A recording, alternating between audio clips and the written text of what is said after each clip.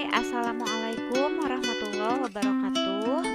Bertemu lagi dengan Ibu di PJJ kita yang ketiga.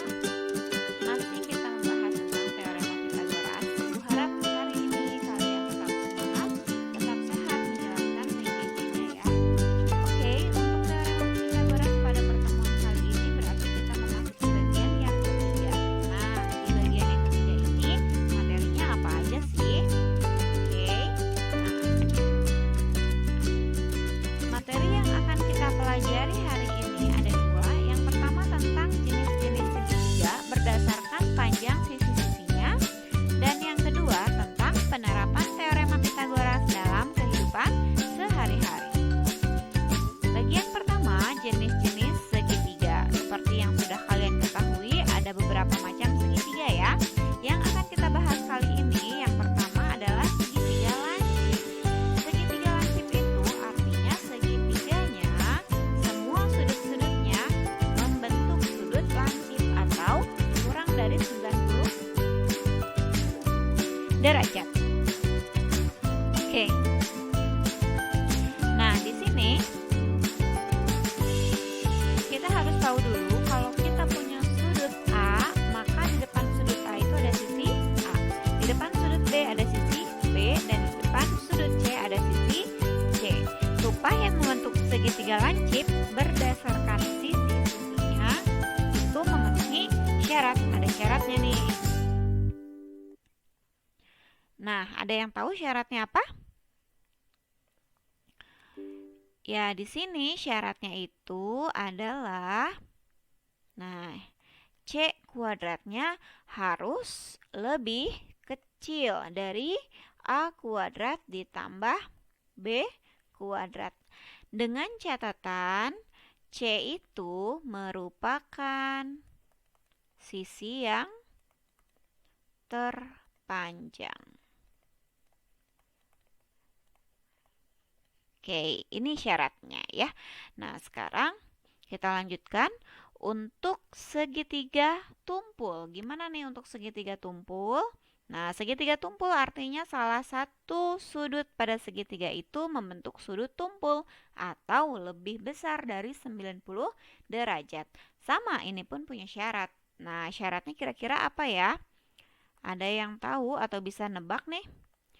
Nah, C kuadratnya pasti harus lebih, kalau tadi lebih kecil berarti ini lebih besar dari A kuadrat ditambah B kuadrat. Sama, ini pun C-nya harus lebih panjang dari sisi yang lain.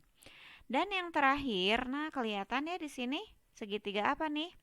Segitiganya segitiga siku-siku ya.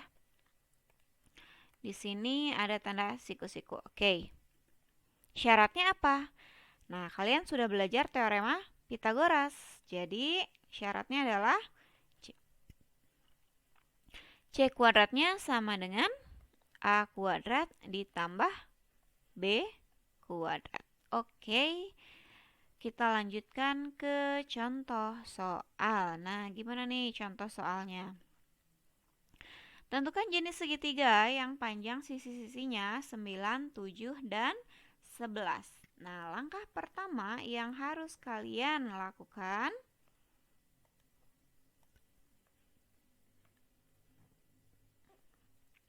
kalian pertama tentukan mana A, mana B, dan mana C-nya. Tadi C itu adalah sisi terpanjang, berarti kita pilih C-nya 11. Karena 9, 7, dan 11 yang paling panjang adalah 11. A-nya berapa, Bu? Boleh 7, boleh 9 ya. Jadi di sini B-nya juga sama. Nah, karena A-nya sudah 7 berarti B-nya 9. Dibalik boleh? Boleh. Di sini 9, di sini 7 sama aja. Nah, sekarang kita akan cek akan memenuhi sifat yang mana. C kuadratnya lebih apa dari A kuadrat ditambah B kuadrat. Nah, supaya bisa kita kasih tanda di sini, kita harus hitung dulu. Nah, kita tinggal hitung. C-nya adalah 11, berarti 11 kuadrat. A-nya 7, berarti 7 kuadrat ditambah B-nya 9, berarti 9 kuadrat. Yuk kita hitung. 11 kuadrat adalah 121. 7 kuadrat adalah 49 ditambah 9 kuadrat itu 81. Jadi kalau kita jumlahkan hasilnya berapa nih? Betul, 130. Nah, di sini kita baru bisa kasih tanda. Tandanya apa? 121 itu lebih kecil dari 130. Artinya C kuadratnya lebih kecil dari A kuadrat ditambah B kuadrat. Sesuai sifat apa nih? Kalau C kuadratnya lebih kecil dari A kuadrat ditambah B kuadrat, maka segitiga yang terbentuk adalah segitiga. Ada yang masih ingat? Lancip. Oke, begitu saja ya caranya. Mudah ya? Sip, sekarang kita akan lanjutkan ke bagian yang kedua, yaitu penerapan teorema Pitagoras pada kehidupan sehari-hari. Nah, kita coba langsung contoh soalnya.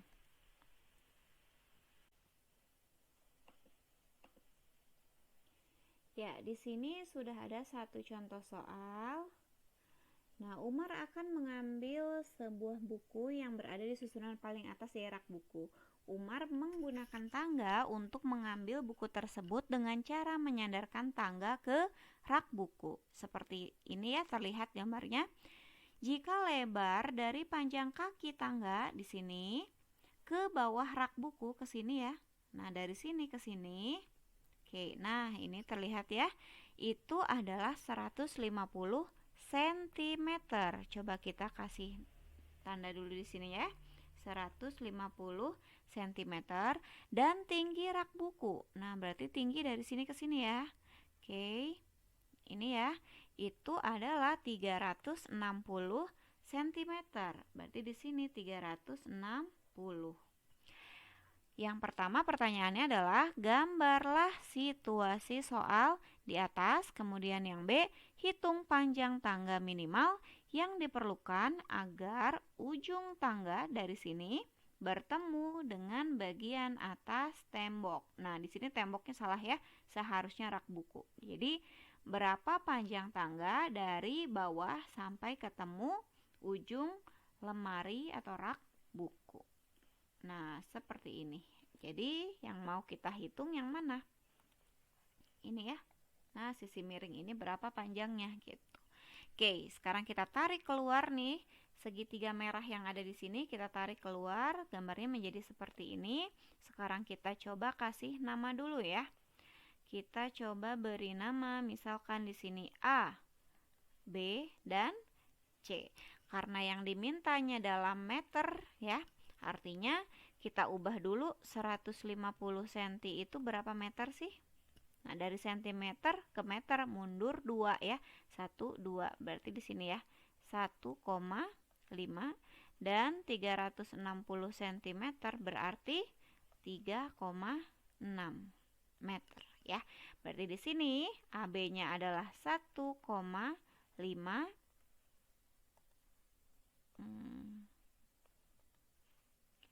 dan kita pakai warna yang beda ya supaya terlihat nih. Dan BC-nya yang tegak ini adalah 3,6. AC yang mau kita cari ya. Tinggal gunakan teorema Pitagoras. AC sisi terpanjang karena ada di depan sudut siku. Nah, tinggal kita gunakan teorema Pitagoras. AC kuadrat itu sama dengan jumlah kuadrat dari sisi yang lain. A B kuadrat ditambah BC kuadrat. AB-nya tadi adalah 1,5, berarti ini kita kuadratkan, ditambah BC-nya adalah 3,6, ini kita kuadratkan. Hasilnya 2,25 ditambah berapa sih 3,6 kuadrat itu? 12,96. Ini kalau kita jumlahkan hasilnya menjadi 15,21. Nah, ini adalah AC kuadrat. Hati-hati masih ada kuadrat. Kita mau dapat AC-nya aja. Berarti dari kuadrat supaya tinggal muncul AC kita akarkan. Kalau kiri diakarkan, kanan juga diakarkan. Jadi akar 15,21 meter. Bu, boleh Bu, udah sampai sini aja. Boleh, cukup sampai sini karena tidak bisa diakarkan lagi. Kecuali kalau kalian, Bu, saya ada kalkulator. Mau pakai kalkulator? Boleh. Nah, kalau di kalkulator ini dihitung, hasilnya adalah 3,9 ya, pembulatan. Jadi AC itu panjangnya 3,9 meter. Terjawab ya. Ini jawaban yang A, ini untuk jawaban yang B. Mudah ya? Sip, kita lanjutkan contoh soal berikutnya. Pada balok ABCD EFGH panjang AB 6, BC 8, dan CG 15. Nah, biasakan untuk soal cerita seperti ini gambar dulu. Kita pertama gambar dulu baloknya ya. Gambar balok A, B, C, D, E, F, G, H. Nah, ini gambarnya ya.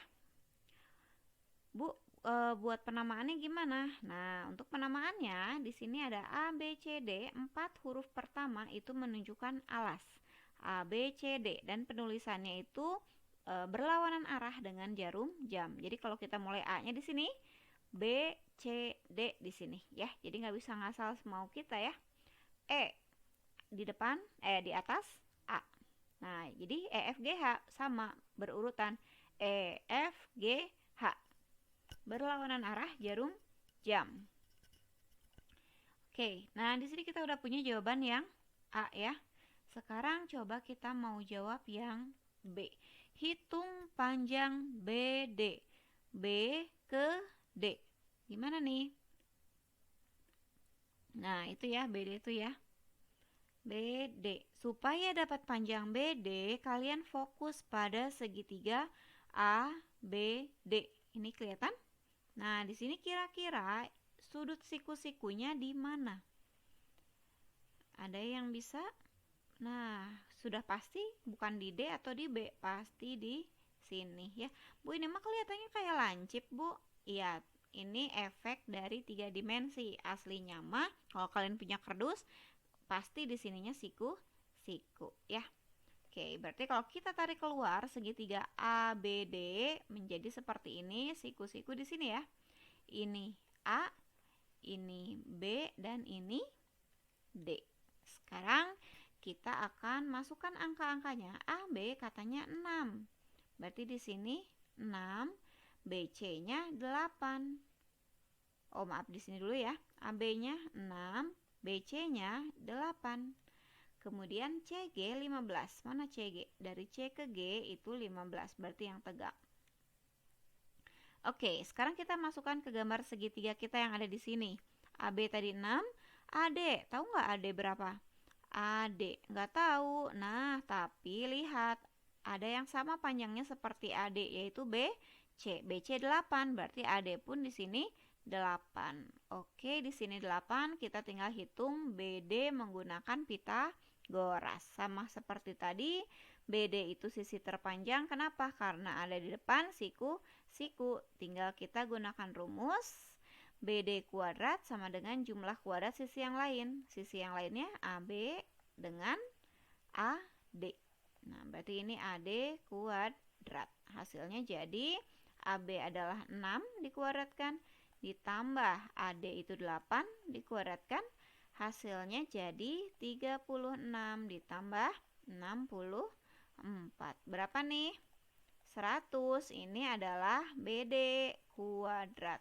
Jadi kalau kita mau BD aja, kita tinggal akarkan. Akar dari 100 itu berapa hasilnya? 10. Jadi BD itu panjangnya 10. Bu, saya punya cara lain, boleh nggak? Gimana caranya? Nah, caranya gini. Jadi ini pakai triple Pythagoras. Triple Pythagoras itu kan 3, 4, 5. Nah, supaya jadi 6 kita kalikan 2. Berarti ini juga harus dikali 2 semuanya. Betul nggak? 4 dikali 2, 8. Betul. Artinya sisi yang miring ini atau BD adalah 5 dikali 2. Berapa 5 dikali 2? 10. Ya, ternyata sama ya, 10 cm. Ini jawabannya.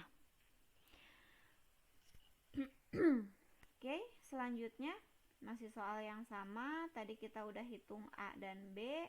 Sekarang kita akan lanjutkan ke bagian yang C ya. Nah, untuk yang C, kita akan menghitung panjang HB. Oke, panjang HB itu yang mana? Nah, dari sini ya. Coba kita gambarkan dulu. Ini yang warna merah ini ya. Nah, kita mau menghitung yang warna merah ini. Berarti supaya bisa kita hitung harus cari segitiga siku-sikunya dulu. Mana nih supaya bisa kebentuk segitiga siku-siku? Nah, ini ya. Nah, terlihat di sini. Di sini kita punya segitiga siku-siku dengan siku-siku di D. Di sini siku-siku. Kita tarik keluar ya. B, D, H kita tarik keluar. Jadi kita punya di sininya adalah B, di sini D, dan di sini adalah H. Kita masukkan angka-angkanya. Tadi setelah kita hitung, BD itu panjangnya adalah 10 ya. Kemudian DH, DH. Kita tahu tadi CG adalah 15. CG sama nggak dengan DH? Sama, berarti di sini juga kita sama panjangnya. Nah, sekarang tinggal kita hitung HB. Oke, menggunakan teorema Pythagoras sisi terpanjangnya HB. Berarti HB kuadrat itu sama dengan HD dikuadratkan ditambah DB dikuadratkan.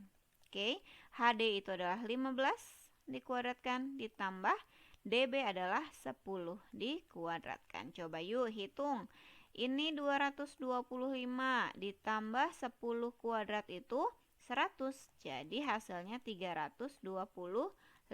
Hati-hati ini masih kuadrat. Supaya hilang kuadratnya berarti kita akarkan. Jadi akar dari 325.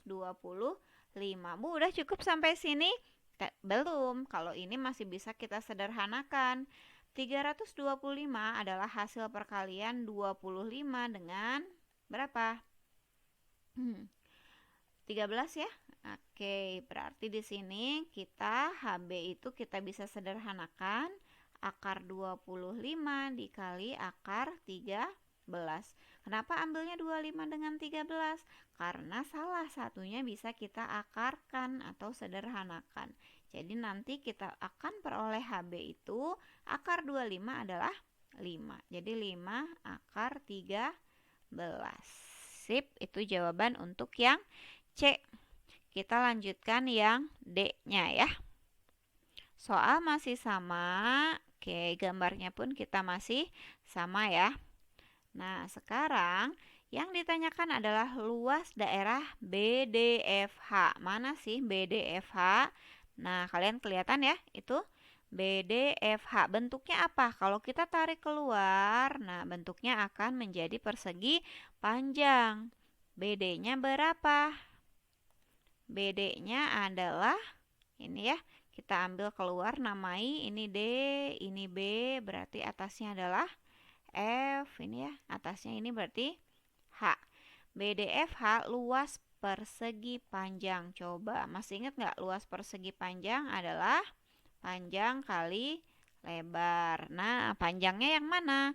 Panjangnya adalah BD atau DB dikali lebarnya yang mana? Lebarnya adalah HD atau BF ya. Oke, HD. Nah, DB tadi pertama kita hitung adalah 10. Kemudian HD itu sama seperti GC, ya nggak? Berapa nih? 15 ya. Berarti ini 15. Coba kita hitung, berarti 10 dikali 15 berapa? 150. Satuannya hati-hati, sentimeter persegi. Berarti luas yang kita peroleh adalah 150 cm persegi.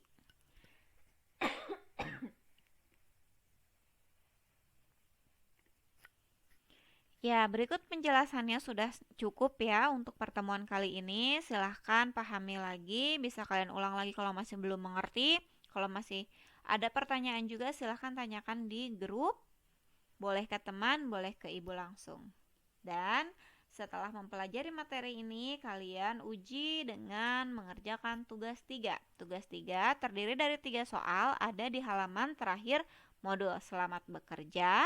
Terima kasih atas perhatian kalian. Semoga tetap dilancarkan mengerjakannya. Assalamualaikum warahmatullahi wabarakatuh.